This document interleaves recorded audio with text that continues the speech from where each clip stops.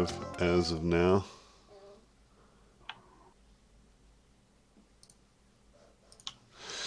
Yeah, how are you doing, Mike? Are you over with your family?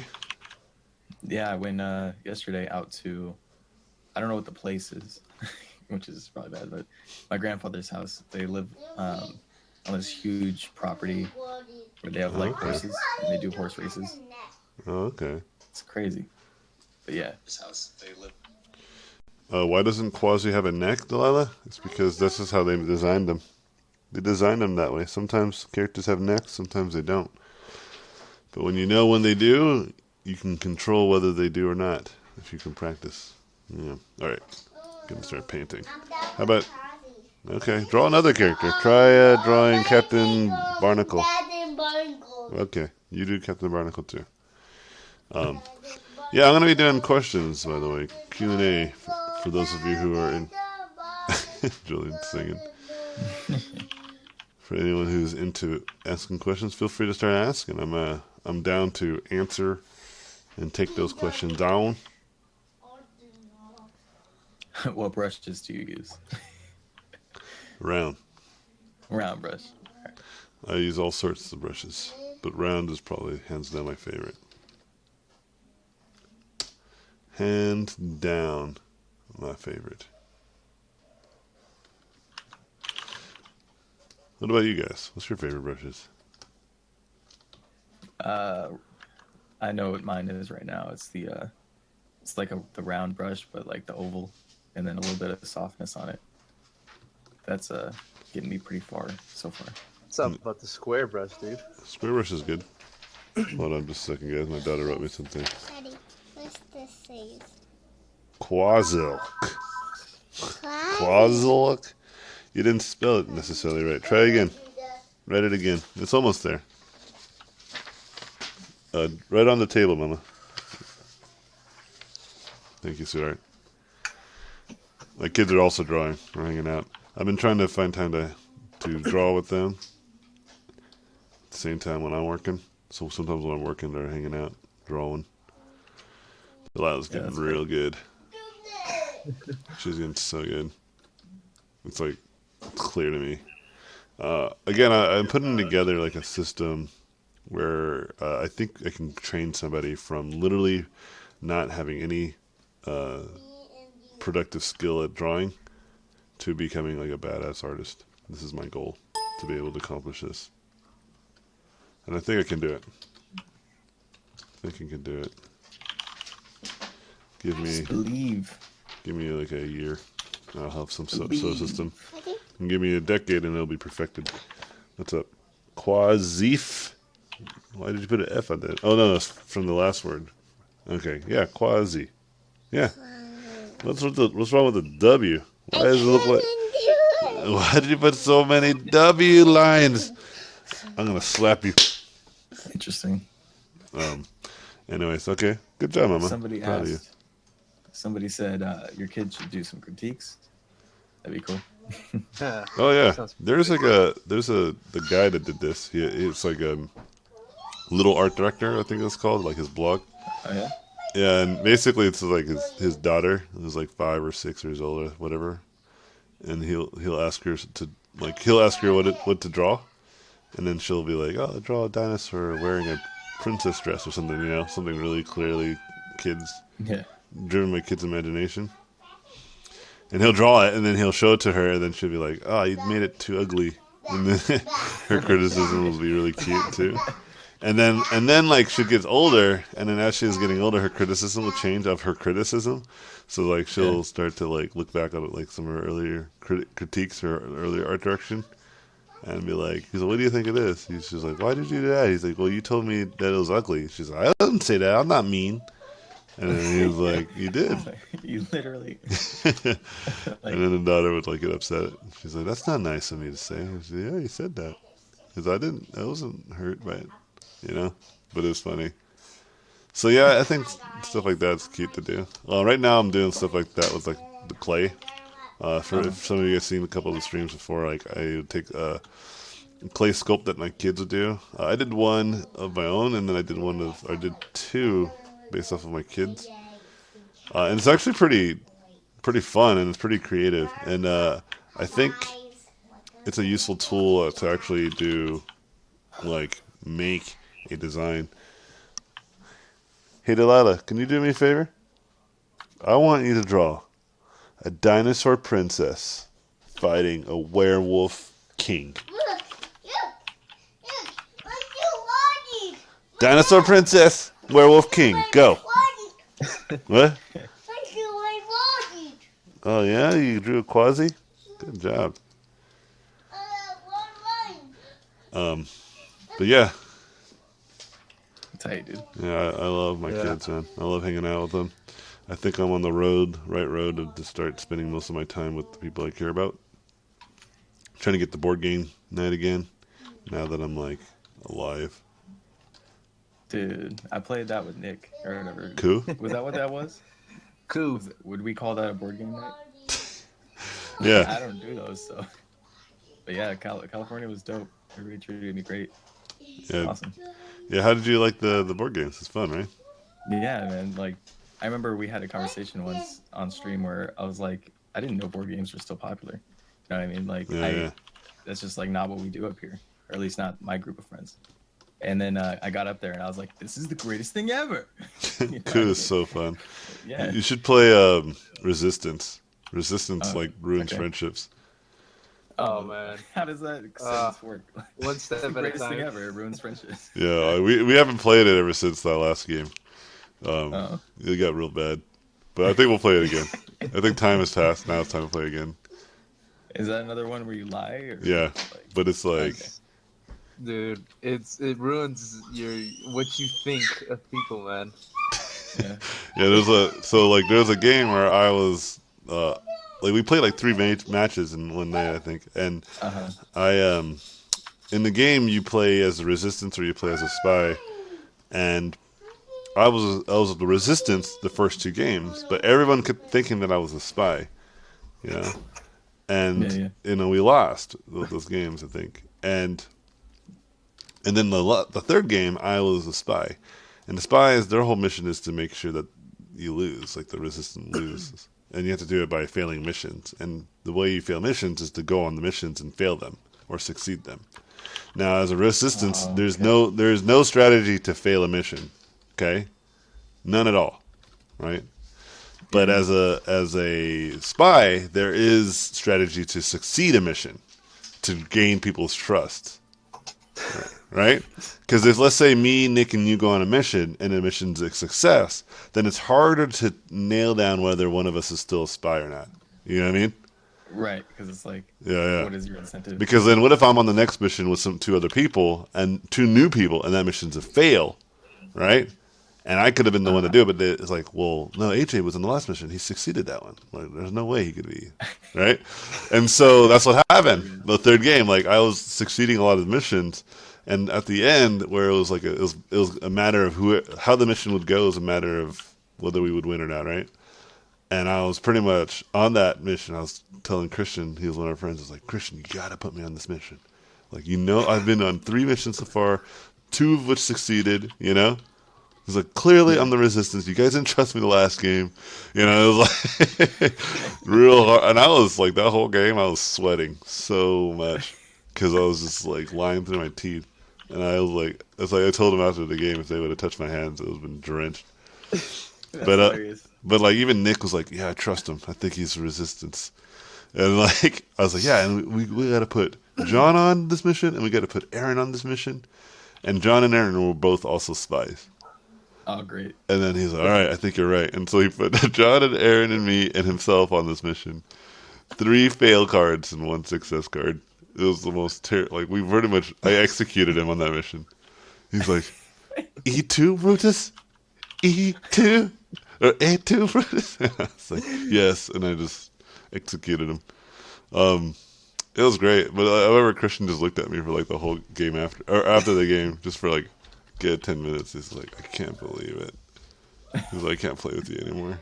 And I was like, dude, I didn't want to be a spy. I really didn't. Being a spy is hard. It's real hard. Yeah. Lying to your friends. Yeah, like you really have to lie. Like it's not like a coup's more strategic lying. It's like poker. right? It's like, how clever. You're so clever. You're strategically good at lying, right? This is like now played out like, or full on, you just got to be a liar to succeed. Um, but it's fun. And there's more games like that. There's another game that I'm looking to get probably after the holidays, which is Captain Sonar. And it's basically real time battleship. But I won't get into it. I'll answer some more questions now. But basically, yeah, it's real time battleship. But there's like more games like this. Like there's a resurgence of games. Werewolf King and Dinosaur Princess. Wait, this is not a dinosaur princess. Where's her dress? You failed me. This is a king though. He's wearing a crown for sure. That's cool. Impressive. Good job, Mama. Give this princess a dress, please. Thank you. Someone asked, "Has your voice changed?" Yeah, a little bit. I don't sound congested as much. Not as deep, man. Breathe. I can breathe. Nice. Okay, another one. Somebody said, "Do you think going to college for a degree in concept art is worth it in No. these days and age, with how much is available to learn for free Yeah. online?" The answer is in that question. Yeah. And I would say, yeah, no, it's not. Now, does that mean anyone who does have a college degree as a concept artist was a fool? No. You know, of course not. He's just saying that because I'm here. That's kidding. I like it. I like it, Melis. Draw me something else. Surprise me. Draw me something really funny. You like my drawings, Sudar? Come here. You see these little You like them, Julian? Yeah, it's an alien. Alien inside of what? Only spaceship. In the spaceship? Yeah, it kind of looked like a spaceship. Yeah, this one does for sure. But anyway, yeah, what you don't want college degrees. You want portfolio pieces. Now, having a good portfolio, and having great work and putting it out there for people to see is probably the most valuable thing you can do for yourself as a concept artist. I've never been in a meeting, or nor have I hired anybody who I was like, well, let me look at their college credentials. That's just not a thing. With that being said, are there colleges that are like so does that mean all colleges are worthless? No, of course not. There's some really great schools out there. I would say Art Station's one of them. Noman's pretty good, right? And those are ones I really know about. There's a few others I'm sure out there. I know like Cal Arts is pretty good, especially for animation. You know, but yeah, like in fact, and here's the thing: a college degree is almost not as valued as you might think in almost every other position. There's only really a few jobs where having academic level of understanding is actually valued, right? And those are the most obvious ones, like being a doctor or an engineer, somebody that pretty much has to have someone else's life in their hands. For instance, my neurosurgeon who did brain surgery on me, like I'm glad that he went to med school Yeah. Right. and he knew his anatomy like at the level that he did, because he was able to go in my head and just chop it apart. Hey, it's a guy saying fat.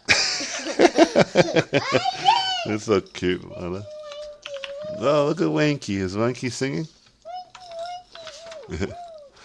Yeah. In fact, I have like 2 teenagers, and I've kind of talked to them about it. One of my. Cut this out, Daddy. Where's your scissors at? Okay, we'll look for them later. Just keep drawing. Mama hides them. Yeah, well, I'll find them. So right now, Papa's doing some stream. So let me. I'm almost done. I'm only gonna do this for 13 more minutes, and then I'll come help you guys. I'm gonna make you guys dinner or lunch with me. I love you. So yeah, I'm talking to my. Daddy. Huh? Okay. I'm talking to my teenagers about it. In fact, one of them I was like telling them, Dad. I love you too, son. I was talking to my teenager about it. I was like, look, if you want to like do this job, then you can like only take these classes, right? Don't take every single class that's available to you. Like you don't need to go to college for every little thing. Oh, wait, hold on, my kids are clearly not understanding. Oh my gosh, it is Baymax. Baymax. That is pretty good. Okay, hey guys, can you guys interrupt me less, please? It's all good. You guys like pretty consistent. No, they understand. Sometimes they like get in the habit of, or they get overly excited about interrupting me. I just have to remind them that they got to calm it down a bit. Otherwise, I can't get work done. Yeah. Because like my son will come to me every 10 minutes, like, let's play a game, let's play a game, let's play a game, and I'm like, because I've been playing with them a lot, and so they're like, Yeah. awesome. It's that love though. Yeah, so yeah, so Yeah. it's, I can't be mad at them. They want to hang out, but they, at the same time, they have to understand Yeah. responsibilities. I got things I got to do. Um. So yeah, I was talking to them about it, and like, I was like, look, because one of my sons like really loves music. I was like, I just saw online like there's a master class for Deadmau5, and also Yeah. and also for Hans Zimmer. I was like, I'll put you in both those classes so you can learn how to do like, because he's like, I want to do stuff for video games. I was like, you can make video game soundtracks. Like that's the thing that you could probably do. And he's like, I can tell like he didn't even think about that. I was like, oh my gosh, just like how I never knew that concept Right. art was like a job. Yeah. And I was like, dude, you don't think that you have to be like the next big musical hit to actually make a living doing something you love, you know? And I think he's starting to understand that. But I told him like, let's start with something first. Like, let's just change your habits because he has pretty bad habits right now. So let's start with like some basic stuff, like just get you to do something consistently, so that way you can start doing other things. And so he's pretty convinced about it too. Yeah, because he's just like, I should just go to school. All my friends are going, and I just feel like I'm not doing anything, And I was like, who cares what they're doing? It's like they're gonna, like 4 years from now, they're gonna like still be empty inside. Like not all of them, but most of them. Yeah. Damn. It's just how it is, man. I know Yeah. too many people. Like I just know too Yeah. many people, and like the school system is clearly failing our students, the young people, young minds, right? Yeah, Yes. guys. Hey, what's up, man? What's up, Remy? Hey, how are you, Reggie? You done? Okay. Mine's now. How are Okay. you, Michael? And Nick? Mine's just that. Hold on, just look. My son is told me he was just done. Okay. Did you? Was there any other questions actually before? Yeah. Yeah. There's a couple here. Let me just finish that thought though about the college stuff. Okay. Yeah, just if you do like it seems like you've looked into it yourself and found pretty clear evidence that you don't have to, you don't have to do anything like so formal. Like, yeah, I know I had a student who wanted to go to art center, and I was like, you don't have to. You can just go to brainstorm. And he's like, okay, I'll do that first, and once I'm done, I'll go, or I'll do a couple classes, and I'll take or I'll go to art center, right? Yeah. And after like a month, he was just like, "Nah, I'm just gonna stick with brainstorm." It's like he's like, "It's just gonna be cheaper, and it's so good. It's like so good." And I'm like, "Yeah, okay." And he did it, and then he got a job. Just worked out. And so, that's not for everybody. It doesn't happen like right away, but like I said, it's just cheaper to kind of just have your education given to you slowly but surely versus just like right away, or quote unquote guaranteed because you go into some sort of accredited school. They can't guarantee nothing to you. I don't even guarantee my students, right? I'm like, look, you're gonna improve, and you're gonna have the mindset to continuously improve. And if you just keep it up, eventually you'll have a career. Whatever that looks like, I don't know. But yes, you'll figure something out. Facts. Mm. All right. Another question. Somebody said, I don't want to necessarily skip over people, so let me scroll down a bit.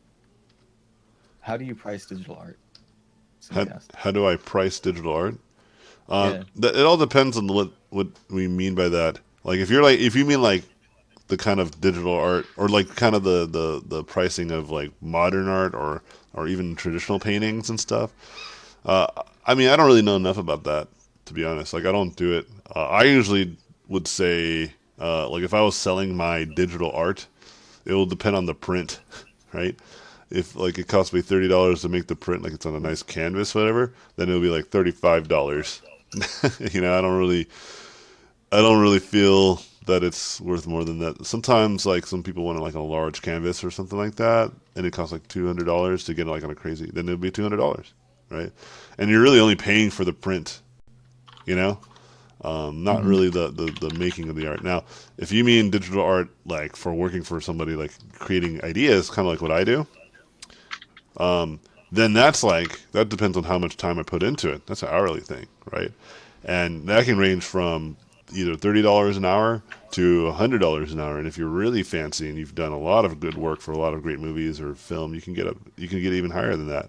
I know people who've gotten up to $250 an hour, right? So there's definitely a lucrative career, obviously, making artwork for entertainment. But see, the thing is, it's not, you're not doing digital art anymore, right? It's like, if digital art is just the tool, you're just creating assets. Like it's something that they can use for their movie, the project. You're basically the designer, the engineer of visual ideas, which is great. It's a great career. I highly recommend it. But I know some people who do digital art prints and they sell them for more. And I'm not opposed or against that personally. I don't really do that. That's not where I make a living.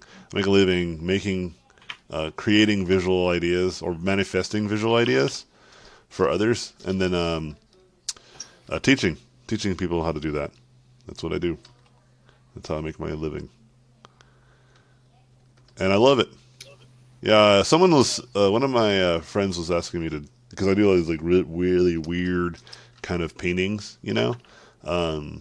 He's like, you should learn, you should do all this stuff on like traditional like oil and canvas, you know. And to me, that does have more value because of the uniqueness of it, right? For instance, like if I were to do something on like an oil painting and there's only one version of it, then that's like, that's really unique, you know? Like that means if I sold it to you, then no one else could have it unless you sold it to them, right? And so that makes sense to me that you can charge quite a bit more. I know some traditional painters, like my old master, who did life drawing, he would sell paintings for like $20,000, right? Holy shit. Yeah, but it'd be like one painting, and he would take him like a month to do, you know, which is, it's not as long as you think, but like, you know, he would have to find someone that would want to commission him for that. So it wouldn't be like he's doing that every month, even, you know, it's not guaranteed, but it like he does it, and it will sustain him for quite a bit, obviously, right? Yeah. And so, you know, like if I was to make one of those, like, I don't know, I would probably put a grand to it or something, especially if I thought it was good. But in the beginning, they're probably going to be crap. So probably a few $100s. And again, just mostly for the materials, less for the actual thing, you know? Until I start to clearly be good. Like if I start becoming like some of my favorites, like Phil Hale or Jeremy Geddes, like some of these guys are clearly badass, like traditional painters. But yeah, digital art, it's all context. I know some people who actually sell digital paintings or digital works for thousands of dollars, but there's a good reason for it. But they would probably be better at explaining it than I would. I don't know much about it. Wouldn't a great strategy be to just do your research, right? Like go look, what are those platforms? There's like what websites where you can get fine art prints or digital art prints. I forget what the one is called, but if there's like some popular ones out there, do your research, find out what's selling on those websites, what people are pricing those digital prints, Yeah. and then compare your work to it and say, is my work on par with these people who are selling these digital prints at this price? And then, you know, go from there. That's what I would say. Yeah, I agree. It's kind of because you would have like there's like other things that are digitally printed that are like $5, like you got a Target. But if you think about the scope of that thing too, like it's $5, sure, but like it's being sold by the tens of thousands, Right? yeah, if not millions. And sometimes people only sell like that design for like a few $100s. Like no, that's another example of something that you gauge on the worth and unique and value. For instance, I believe like Nike had the Nike logo designed by a graphic designer, and she did it for like basically for nothing, for like a few $100s, and designed like this $1 billion logo, you know, that would be pretty much put on all the shoes and stuff. And luckily for her, Nike was like, dope, like we're like huge now, like we're gonna give you like a small percentage of profits from here on out. And that's a sweet deal because they're $1 billion company, you know. So even if it's like a 0.01% profit, that's like millions of dollars, you know. Yeah. And so, yeah, you should, even like something that you might think, oh, it's just like a quick little, clip art, you know? Like, no, like think about like the practical use of it and whether the people are going to take advantage of you, especially if you design something that they're going to put on top of everything, you know? But at the same time, if you don't really care about that kind of stuff, you just want to do work, then that's fine too, as long as you get paid something. Don't do anything entirely for free. All right. So there's another question here. It's pretty loaded, but Okay. might be good to answer it. The guy says, what do you think I should do if I love art and drawing and painting, etc., but every time I try to sit down and try to exercise, I get literally mad because I stuck and I feel I'm just wasting time and energy. I've been depressed for 7 years now, by the way. One of my dream careers is to be a concept artist, and I feel like I don't have so much imagination. Yeah, okay, so this is a question that I actually answer quite often whenever I teach. In fact, I have some students that have this problem that is pretty severe, and one of the solutions that I have for them is to give them perspective, and I'm gonna end it with this, okay? Okay. And then we're gonna call it. I'm gonna go feed my children. So if you have depression and you really have a lot of anxiety issues, I would say you should seek counseling. Right? I'm not a professional, right? And there's some people who are certified and can really give you a very genuine, give you some genuine help. And mostly what they do is listen to you and help you out by kind of letting you vent and really let your darkest and most troubling, thoughts kind of out there and have them interpret them or try to give you advice on that, right? That's what I think therapists and people who are in that field do and do well. Okay, but if you want to start practicing on how to get better at fixing this problem, you have to have changed your perspective. Okay, and a lot of what you're saying is true for a lot of people.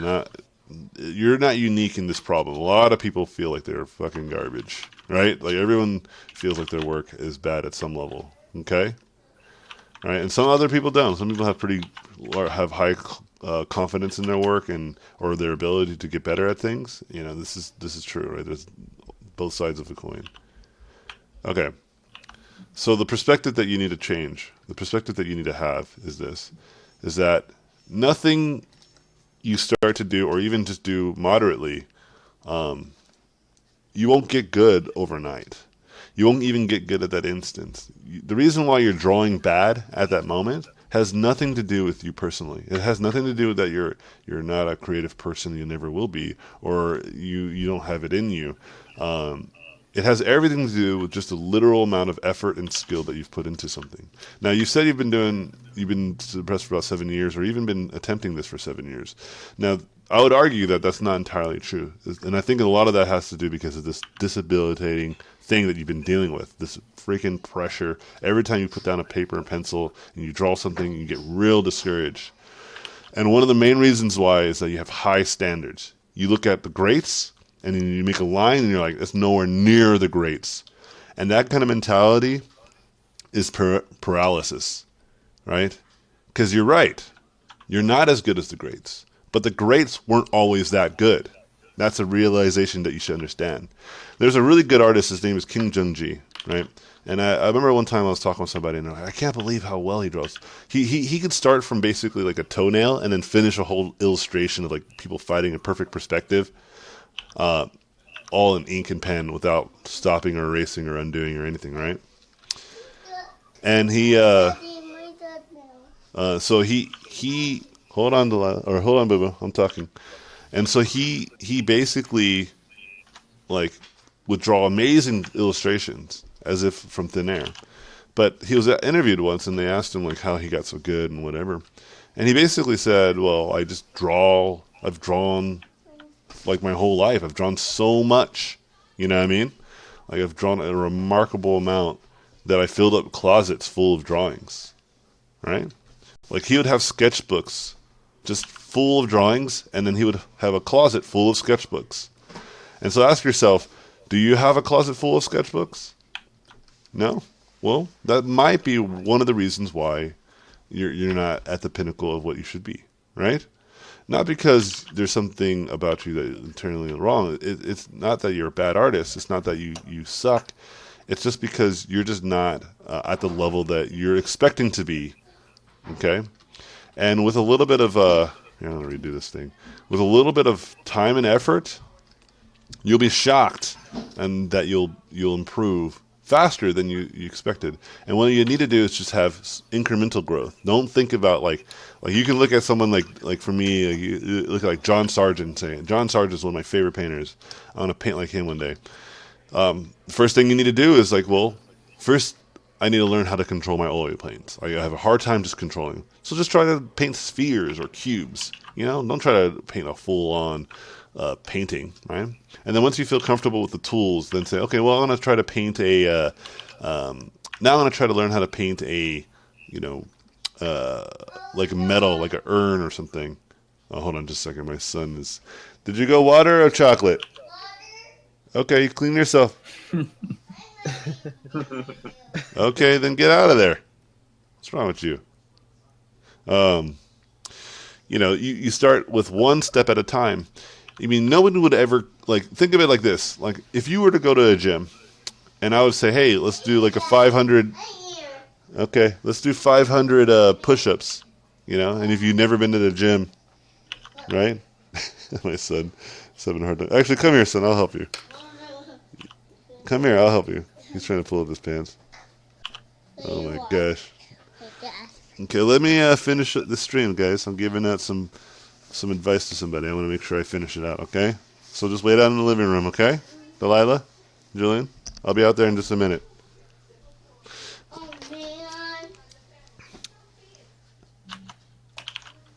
Okay? So let's imagine I say, hey, like, do like 500 push-ups, And you're like, 500 push-ups? I can't do 500 push-ups. He's like, why not? I can do 500 push-ups right now. Like, you would be like, dude, but that's because you've like been training, you've been practicing. Like, I just started working out. Why do you want me to do so many push-ups? Do 500 push-ups. That's how the best people who do push-ups do. He's like, what? That doesn't make any sense. Yeah, and you know that that's true. Now think about your art, like, and you know yourself better than anybody else. Like, you might say that you've been at it for so long, but have you really? Have you truly? And like I said, it's not entirely your fault. You'd had the wrong mentality about it. You were expecting to improve too fast, too soon, and because of that, it makes you feel this way. It makes you feel really discouraged. Because every line you make is garbage, but it's going to be garbage for quite a bit until you start to improve. And here's I could even prove in you that you've improved. I could prove to you that you've improved at something in your life just by the act of just doing a lot. Now, I don't know that you personally, but hopefully this is true. You know how to walk, right? And hopefully the answer is yes. If not, well, then you know how to type. We'll just switch to something else. Basically, what I'm trying to say is, you know how to type. Yeah, definitely I know you know how to type because you wrote that question. Okay? Mm-hmm. But let's go back to the walking one. Like, you know how to walk, right? And if the answer is yeah, of course I know how to walk. It's like, well, did you know there was one time in your life where you didn't know how to walk? And by just the sheer amount of practice and repetitiveness, you got really good at walking, didn't you? Right? You didn't even realize it, but you're actually an expert walker. Right? And a lot of the reason why I'm getting distracted, I can't like paint this and talk. I'll just talk. And a lot of the reason why is because you just done it a lot. You just put a lot of time and effort into it. Now, I've been painting for 10 years. When I first started, I was a garbage artist, man. I drew so terribly. But I didn't have any mentality attached to being a good artist. I just started when I was 23. And I was like, I'm going to do this art thing because it looks like a lot of fun. I wasn't the art kid. I decided to become an artist. And because I wasn't praised when I was younger, or I wasn't, pat on the back because of like my artistic abilities, because I just didn't have any. When someone told me I sucked, I was like, oh, okay, I see it. And I would fix it. Or I would see I'd suck. I was like, oh, I suck, but I'll fix it. I'll work on it. And that mentality made me the artist I am today. It allowed me to paint the kinds of things that I can paint today and it had nothing to do with talent. It had nothing to do with like something I was born with. It had everything to do with something just as simple as this, which is a lot of patience and a lot of resilience. You need both. Resilience, it allows you to take those days on that really suck and say, well, as long as I draw, it doesn't matter if I suck. As long as I just draw something today, I will be improving myself, even if it's a bad drawing, because now I'm learning what not to do. Okay? And so this mentality is really helpful. It really helps you grow. It really does. And, you know, thinking that you're supposed to be better than you're not, like that's a distraction. Like no one deserves to be great. You have to earn it, right? Like everybody deserves a chance to be great, but nobody just deserves to just have it for free. You have to really earn it. And, you know, you're going to be one of those stories I really hope and pray for is that you're going to be like, one day I was just really depressed and I was really having a lot of anxiety issues.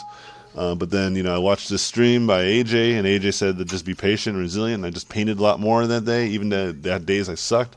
And now look at me. I'm doing a TED Talk, you know.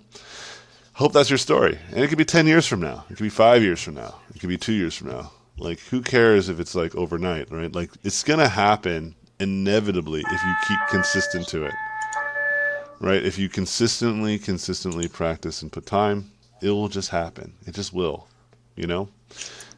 Don't be distracted by what you're supposed to be at. Be focused on what will help you get there. And I can prove to you another thing. Do you think that the drawings that you did when you were 4 or 5 years old are better than the drawings you did today? The answer is no, right? Of course they're not. I'm much better than I am when I was a kid. Well, there you have it. Putting some time and effort into drawing has helped you improve. Now just putting a little bit more time and a little bit more effort into it, you'll improve more. It's that simple. Don't be in such a hurry. Yeah, because I think a lot of people try to be in a hurry. You know, they want to be like the best, like right now, you know? And it's just like, it's not realistic. You know, if I ran a lap, like I ran one lap, I'm not ready to race Usain Bolt. He's going to destroy me. Usain Bolt, well, I love that guy because he's been running his whole life. And one of the things he said is that he's like, running the race is easy. The training is hard. Okay? And nobody wants to train. Everybody wants to just everybody wants to just run a really good race. But how are you going to run a good race if you don't train? Okay? So that's pretty much it. And if anyone else had any questions, sorry. I'll try to do a stream later this week before the holidays. I have like the last part of the week off anyway, so I think I'll be able to do it. I still have my classes, but the classes only take a couple hours. So, real quick to round that off, he replied saying, "Thank you so much. You inspired me so much. The example with the push-ups was really clear. You are awesome." yeah. And you got a couple other people saying the same thing. So Yeah, I mean, here's the thing. I'm glad. That's what I do really well. I do a really good job of inspiring people and motivating people because when they hear my words, they're like, oh, that makes sense. I get it. And that's how inspiration works, right? But check it out. Inspiration and motivation are very fickle, meaning that, yes, I love that you're inspired, guys, but remember, patience and resilience is the tools. That's if this is RPG, you want to put all your talent points into or your skill points into resilience and patience. That's it. Because some days you're not going to be inspired. It's just going to happen. There's days where I'm not inspired, but I still draw. Okay? Motivation and inspiration, or if you're fueled by motivation and inspiration only, you will have days where you're not going to draw because you won't feel inspired one day or you won't feel motivated. But if you're patient every day and resilient every day, because patience and resilience says, I don't care you don't feel inspired. You should still do it. Then you'll get it done. Inspiration and motivation is great, though. It gets you started. It's a good kickstart, right? It's like a good, we threw a bunch of wood into the fire, you know?